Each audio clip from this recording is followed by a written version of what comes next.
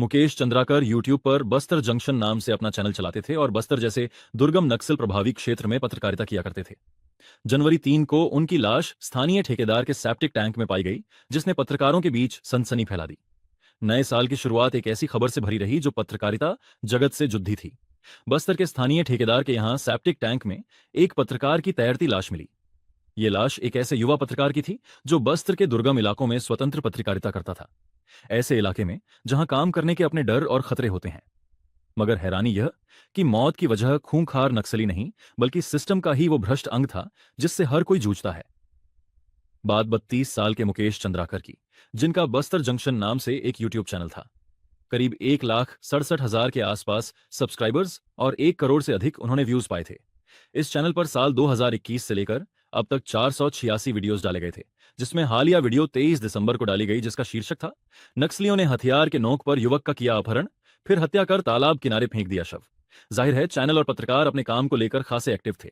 मुकेश कभी कभी मैनस्ट्रीम चैनलों के लिए स्ट्रिंगर का काम किया करते थे। आरोप है कि एक स्थानीय ठेकेदार सुरेश चंद्राकर ने 1 जनवरी को उन्हें अपने बीजापुर शहर के चट्टानपारा बस्ती के आवास पर बुलाया था। उसके बाद से मुकेश लापता थे।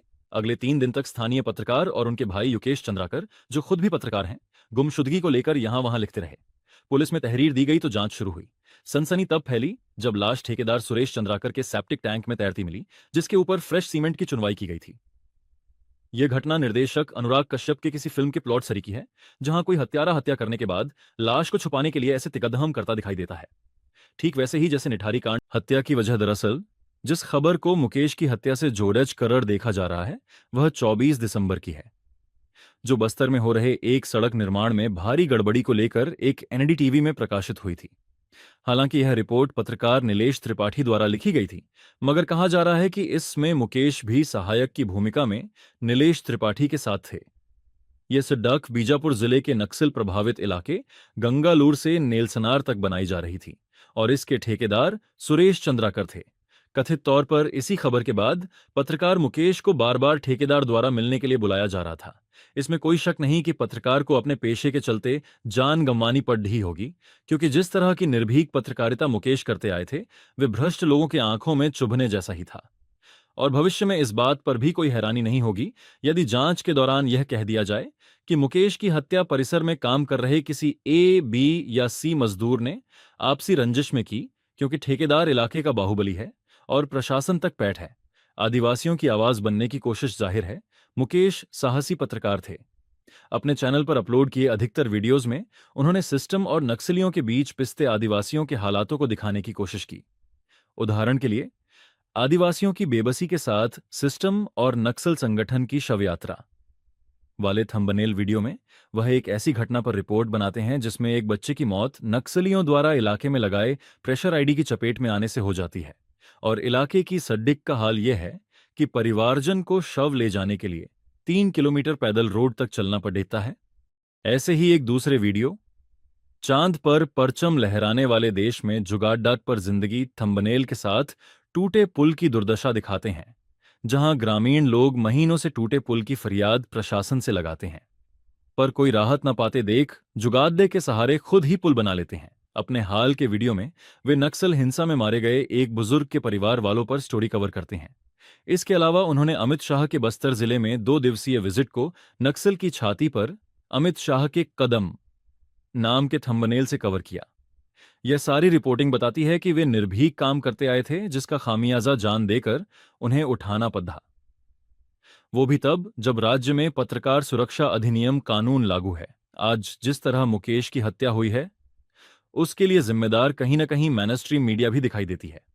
बीते कुछ सालों में उसने अपनी इमेज बुरी तरह गिराई है, जो 180 देशों में शर्मनाक 159वें नंबर पर है। मसलन तमाम चैनल अब न्यूज रूम में कन्वर्ट हो गए हैं, जहां पत्रकार कम और चीखने चिल्लाने वाले एजेंडाधारी एंकर ज्यादा दिखाई देते हैं। 4 पैनलिस्ट बैठाकर 1 घंटा काट दिया जाता है। खबर जानकारी के नाम पर धार्मिक बहसें दिखाई जाती हैं।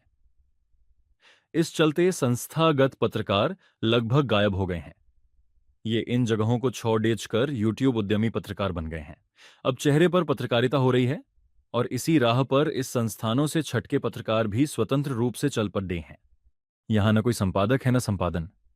किस खबर पर रेवेन्यू आएगा, कौन सी न्यूज़ व्यूज़ देगी, कौन रियायत लेगा और कौन रडार में आएगा। अधिकतर खेल इसी का चलता है।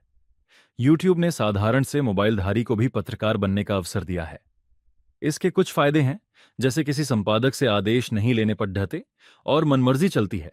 पर कुछ नुकसान भी हैं, जिसमें एक नुकसान मुकेश चंद्राकर के रूप में सामने है। ऐसा नहीं है कि मुकेश की हत्या कोई इकलौता मामला है। पत्रकारों पर हमले बीते सालों में काफी बढ़े हैं। पर स्वतंत्र पत्रकारिता के लिहाज से यह हत्या ज्यादा सनसनी इसलिए फैलाती है क्योंकि यूट्यूब में पत्रकारिता कर रहे पत्रकार भी चेहरे पर ही पत्रकारिता करते हैं। इनके अपने फॉलोअर्स और व्यूअर्स होते हैं। मसलन ठेकेदार के भ्रष्टाचार पर रिपोर्ट बनाने से यदि इस तरह की नौबत आई है, तो यह सोचना भी जरूरी है कि आगे किसी दूसरे को ऐसी नौबत न देखनी पड़े। जब बाकी पत्रकार मुकेश चंद्राकर की हत्या पर उचित जांच की मांग करते हैं, तो साथ में संयम से एक जगह बैठकर न्यूज और व्यूज के रिश्तों और भविष्य के परिदृश्यों पर चर्चा भी जरूरी है, ताकि इस तरह की घटनाओं पर रोक लग सके। अगर हमारी यह कहानी आपको अच्छी लगी तो चैनल को सब्सक्राइब और वीडियो को लाइक करना बिल्कुल न भूलें।